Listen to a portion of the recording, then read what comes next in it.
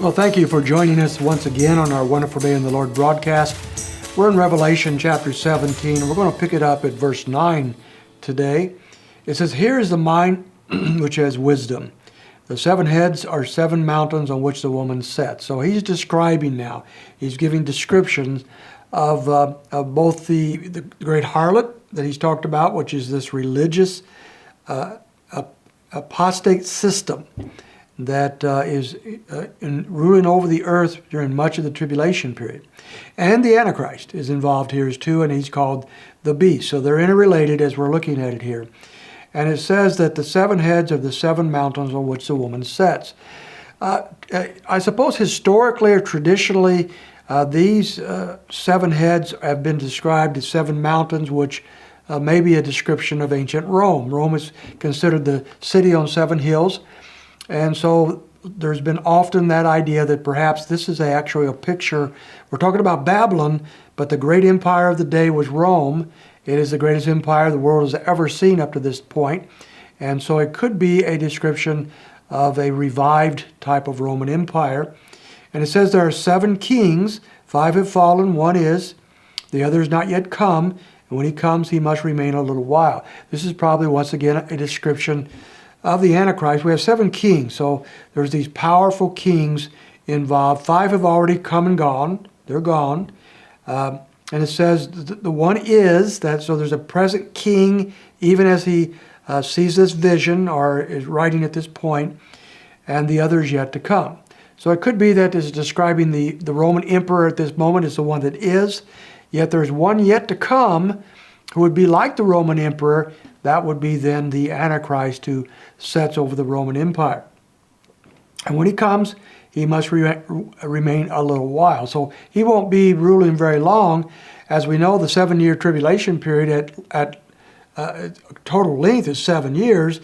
The Antichrist doesn't seem to come in full power till about the midpoint of the tribulation. So his reign over the earth, while it's terrible and powerful, is relatively short. Then it says in verse 11, he says, "The beast which was and is not, and is himself an eighth, and is one of the seven, and he goes to destruction." Rather complicated wording here, but we do get the idea there is a link. There's some kind of link between the beast, or the Antichrist, and the rulers that have gone before him, so that in some sense he is one of them, and yet he is not. So once again, we're probably looking at some connection with the ancient Roman Empire. This is partly where we get the idea in prophetic teachings of the revived Roman Empire. So if you have read much on eschatology, prophetic teachings, you might often hear that term, the revived Roman Empire. And that also goes back to the book of Daniel. In the book of Daniel, we have this picture as well that of the great empires of the world, the 4 great empires.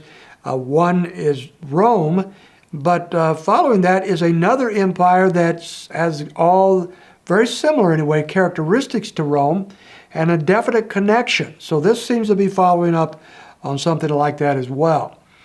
In verse 12 it says, "And the 10 horns which you saw are 10 kings who have not yet received a kingdom." So this apparently is looking at the tribulation period. There's these powerful forces, these kings who have not yet received a kingdom, or they're in the process of receiving one.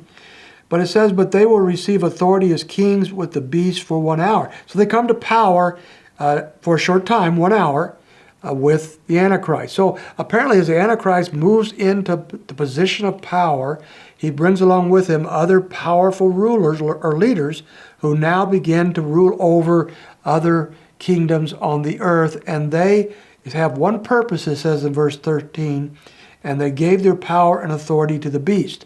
So their one great purpose, the reason why they're following him, is to be part of his confederation.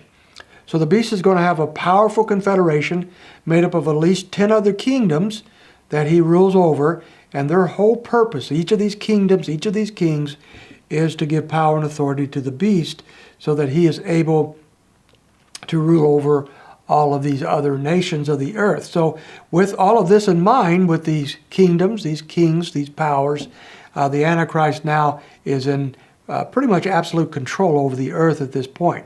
He does have something going on, though. He has a couple enemies. He has the Lamb, Jesus Christ himself, and he has the religious system of the day, the great harlot, and something really strange happens in the rest of the chapter concerning her. So that will be our story tomorrow. It's kind of a cliffhanger. Hope you can join us to find out what that's all about as we conclude this chapter. We'll see you tomorrow.